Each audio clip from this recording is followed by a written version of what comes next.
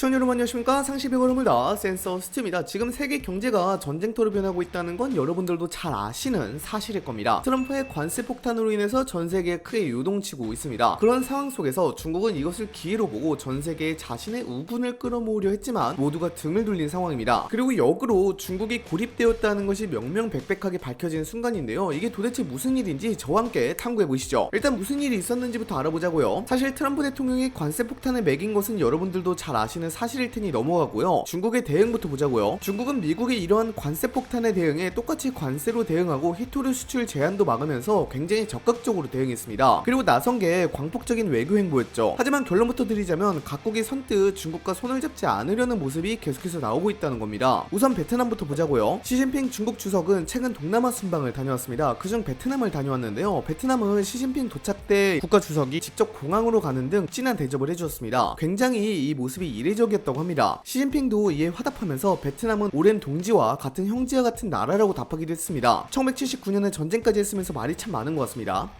아무튼 시진핑은 베트남을 방문하면서 서열 1위부터 4위까지 차례대로 다 만나는데요. 이것으로 보아 베트남을 어떻게든 자신의 편으로 만들려는 모습을 엿볼 수 있습니다. 이때 중국은 베트남의 포괄적 전략협력 동반자 관계를 강화하자고 제안했습니다. 거기에 베트남의 미국과의 관세전쟁 파트너를 의미하는 항미연대 동참을 제안하기도 했고요. 철도 부설까지 제안했어요. 그런데 베트남이 뭐라고 했는지 아시나요? 남중국해 문제를 끌고 오면서 남중국해에서 중국이 합의를 이행할 것을 촉구하기 시작한 거예요. 베트남과 중국은 역사적으로 서로 반드시 선결해야 할 문제가 있는데 그게 바로 남중국해 문제입니다. 당장 베트남 앞바다를 중국의 바다라고 주장하는데 어떻게 같이 손을 잡고 미국에 대항하겠어요? 못하지. 베트남이 이렇게 강경한 이유는 남중국해에서 중국이 보여준 패권적 행태 때문입니다. 중국은 국제상설중재재판소가 베트남과 필리핀의 손을 들어준 판결을 무시하고 인공섬을 만들어 군사기지를 세웠던 것도 있고 중국 해경에 물대포 공격과 선박 충돌로 큰 피해를 봤던 적이 있기에 중국을 쉽게 신뢰할 수 없기 때문에 그렇습니다. 이런 상황에서 시진핑이 형제 운운하며 접근했지만 당장 자신들을 집어삼키려고 하는 나라를 어떻게 믿을 수 있겠어요. 그리고 베트남은 미국과의 무역 흑자를 지키기 위해 특유의 대나무 외교를 택한 건데요. 당장 베트남은 이미 미국의 협상단을 파견하며 트럼프의 관세를 완화하려는 모습을 보입니다. 그렇다 보니 중국과 베트남은 공동 성명으로 WTO 등 다자무역 체제를 지지한다고 말하긴 했습니다만 베트남은 미국과의 분쟁을 언급하지는 않은 것을 보아 중국이 제안한 항미연대 동참을 수락하지는 않은 것으로 보입니다. 그리고 중국을 신뢰하지 않는다는 것도 여기서 볼 수 있었죠. 또 후술하겠지만 중국이 캄보디아 운하 사업에 투자했는데 이러면 메콩강 하류에 위치한 베트남이 생태계나 수자원에 대한 문제로 피해를 보게 되거든요. 이렇다 보니 더더욱 베트남은 중국을 믿을 수 없게 되었죠. 다른 나라들도 볼까요? 호주는 아예 샤오첸 중국 대사가 트럼프 정부를 공동으로 거부하자고 요청했는데요. 이에 대해서 아예 거부를 했다고 합니다. 리처드 말슨 호주 부총리는 아예 호주 스카이뉴스와의 인터뷰에서 이런 말을 했습니다. 우리는 세계에서 벌어지고 있는 어떤 경쟁과 관련해 중국과 손잡을 생각이 없다고 말하며 강하게 선을 긋는 모습이었습니다. 그러면서 호주가 경제 회복력을 강화하기 위해 EU와 인도네시아, 인도, 영국, 중동 등과 무역관계를 강화할 것이라고 강조했죠. 이런 행동을 보인 이유는 이전부터 호주와 중국은 서로 무역전쟁을 하기도 했고요. 최근에는 중국 해군 군함이 이례적으로 호주에 접근하여 주변 바다를 한 바퀴 돌며 실탄 사격 훈련을 실시하는 등 호주에 직접적으로 위협을 가하는 행동을 했기 때문에 그렇습니다. 호주가 생각보다 반중 정서가 강한 나라이기도 합니다. 호주의 반중 정서는 2020년 중국의 보복 관세로 더욱 심화했습니다. 중국은 호주가 코로나19 기원 조사를 요구하자 호주산 와인, 소고기, 보리에 최대 200% 관세를 부과했죠. 물론 오늘 내외는 이게 없어졌긴 했지만요. 이에 따라 호주 경제는 큰 타격을 입었고 반중 여론은 폭발했습니다. 호주는 대신 미국, 영국과 오커스 동맹을 강화하며 중국 견제에 나섰습니다. 이런 배경에서 샤오첸 대사의 제안은 터무니없는 요구로 여겨진 겁니다. 결국 중국은 이전에 자신들이 직접 했던 일 때문에 우군을 만들 기회조차 잃게 된 것입니다. 한국도 마찬가지였습니다. 중국이 한국하고 손을 잡기 위해 먼저 다가갔습니다만 최근에 발견된 서해 불법 구조물이 다시 논란이 일기 시작하면서 중국을 믿으면 안 된다는 국민 여론이 다시금 커지게 되었습니다. 이전에 한중일이 합동으로 미국을 견제해야 한다는 주장이 계속해서 나왔습니다만 한덕수 대통령 권한대행이 트럼프 대통령의 직접 전화통화로 그런 일은 없을 것이라고 못을 박아놓기까지 했죠. 다만 실제로 3월 30일에 서울에서 제13차 한중일 경제통상 장관회의가 열려서 트럼프 미국 행정부의 관세 폭탄을 한국, 중국, 일본이 함께 대응하자고 합의를 봤는데 트럼프 미국 대통령에게 그런 일이 없을 것이라고 말을 한 것을 보면 아마도 중국과 손을 잡는 것은 무리라고 판단을 한 모양입니다. 그래서 현재 중국 외교관이 지속적으로 한국을 향해서 문을 두드리고 있지만 쉽사리 문을 열어주고는 있지 않은 모습입니다. 이는 일본도 마찬가지입니다. 중국이 계속해서 일본과 협력을 하고 미국에 대응하자고 요청했지만 일본이 그리 쉽게 받아주고 있지는 않고 있었죠. 중국이 우군을 만들려고 노력하지만 그 반대가 되는 상황이 지속적으로 연출되고 있는 것입니다. 중국이 이렇게도 유리한 상황인데도 불구하고 그렇다고 각국이 선뜻 중국의 편을 들지 않는 이유는 이때까지 중국이 보여온 강압적인 경제 행태와 막대한 산업 보조금으로 인해 각국의 피해를 꽤 많이 보았기 때문입니다. 그렇게 미국의 신뢰가 조금 약해졌다고 해서 전 세계가 지금 당장 중국의 귀를 기울이려 하지 않는다는 것이죠. 또 중국 편을 드는 나라에 트럼프 대통령이 보복할 가능성도 충분히 있고요. 당장 한국의 경우만 보더라도 한국에는 손을 내밀며 협력의 의사를 내밀지만 뒤에서는 서해를 자신의 바다로 만들려는 야욕을 보이는 중국인데 어떻게 중국을 믿을 수 있겠나요? 당장 미국의 관세보다 우리 앞바다가 뺏기는 게 더 큰일인 상황인데 말이죠. 물론 중국과 손을 잡고 있는 나라도 꽤 있는 것 같습니다. 대표적인 게 캄보디아와 말레이시아죠. 캄보디아는 외교 노선 자체가 친중 성향인데요. 4월 17일에 시진핑 주석을 만난 훈 마넷 캄보디아 총리는 가자무역 체제가 충격받고 일방주의가 세계 불안정을 심화시키는 가운데 중국은 세계의 안정적 리더 역할을 하고 있다며 전폭적인 지지를 표명하기도 했고요. 중국이 캄보디아 수도 프놈펜에서 타이만 연안 한국까지 연결하는 운하 건설 사업에 1조 7천억 원을 투자하면서 중국과 캄보디아 간의 협력 정책을 더욱 펼쳐나가고 있는 모습입니다. 이에 따라 이 운하가 만들어지면 중국 군함이 이동할 수 있는 통로가 될 수 있다고 합니다. 이렇게 되면 동남아시아의 중국 영향력이 더 커지게 되겠죠. 하지만 캄보디아의 협력도 한계가 있습니다. 캄보디아는 경제적으로 중국에 의존하지만 운하 사업은 메콩강 생태계를 위협해 베트남과 라오스의 반발을 사고 있습니다. 현재 공사가 진행 중입니다만 과연 주변국들의 반발을 무시하고 계속 운하를 공사하고 설령 완성이 됐다고 하더라도 메콩강 생태계를